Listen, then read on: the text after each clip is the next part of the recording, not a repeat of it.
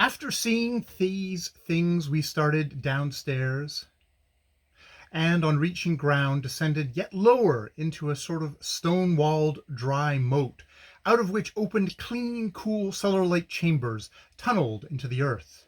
These, I was informed, had also been constructed to keep slaves in when they were the staple export of the Gold Coast. They were so refreshingly cool that I lingered looking at them and their massive doors, ere being marched up to ground level again, and down the hill through some singularly awful stenches, mostly arising from rubber, into the big Wesleyan church in the middle of the town. It is a building in the terrible Afro-Gothic style, but it compares most favorably with the cathedral at Sierra Leone, particularly internally, wherein, indeed, it far surpasses that structure. And then we returned to the mission house and spent a very pleasant evening, save for the knowledge, which amounted in me to remorse, that, had it not been for my edification, not one of my friends would have spent the day toiling about the town they know only too well.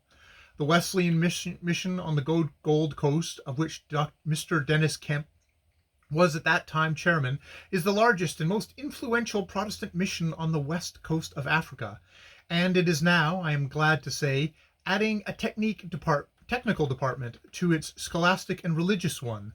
The Basel mission has done a great deal of good work in giving technical instruction to the natives, and practically started this most important branch of their education. There is still an almost infinite amount of this work to be done, the African being so strangely deficient in mechanical culture, infinitely more so, indeed, in this than in any other particular. After leaving Cape Coast, our next port was Accra, which is one of the 5 West Coast towns that look well from the sea. The others don't look well from anywhere. First in order of beauty comes San Paul de Leona, then Cape Coast with its satellite Elima, then Gabon, then Accra with its satellite Christiansborg, and lastly Sierra Leone. What there is of beauty in Accra is oriental in type. Seen from the sea, Fort St. James on the left and Christiansborg Castle on the right, both almost on shore level, give, with an outcrop of sandy dwarf cliffs, a certain air of balance and strength to the town, though but for these and the 2 old castles, Accra would be but a poor place and flimsy, for the rest of it is a mass of rubbish mud and palm leaf huts and corrugated iron dwellings for the Europeans. Corrugated iron is my abomination. I quite understand it has points, and I do not attack from an aesthetic standpoint. It really looks well enough when it is painted white.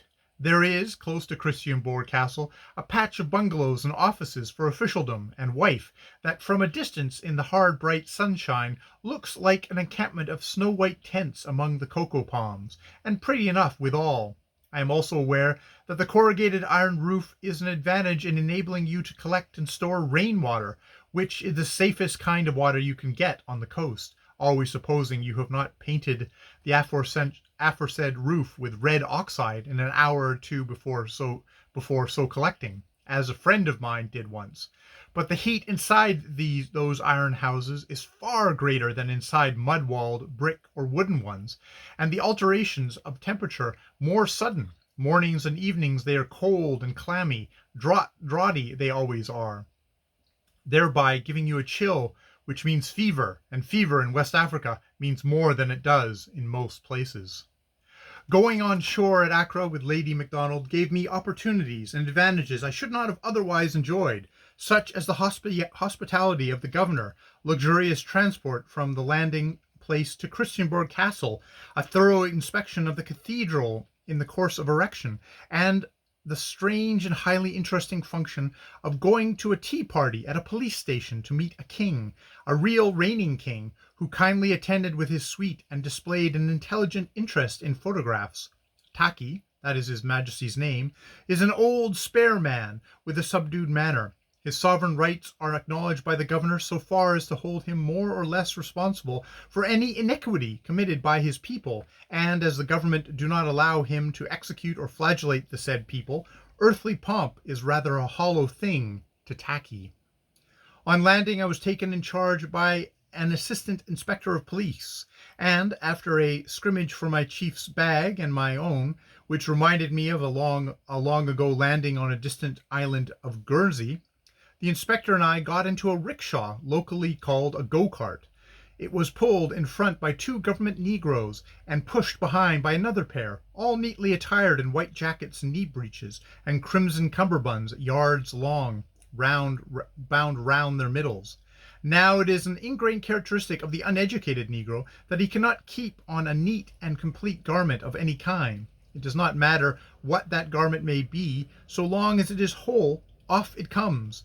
But as soon as that garment becomes a series of holes, held together by a filament of rag, he keeps it upon him in a manner that is marvelous, and you need have no further anxiety on its behalf.